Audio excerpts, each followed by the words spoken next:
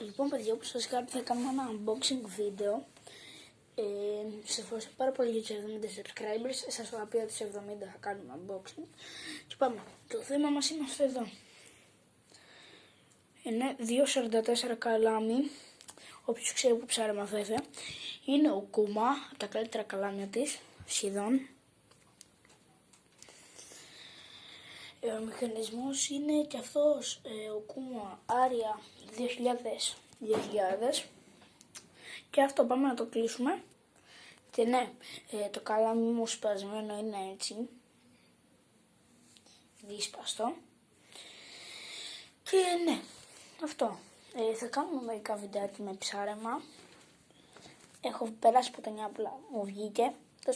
Θα περάσω σήμερα και μπορώ να κάνω και ένα βίντεο σήμερα.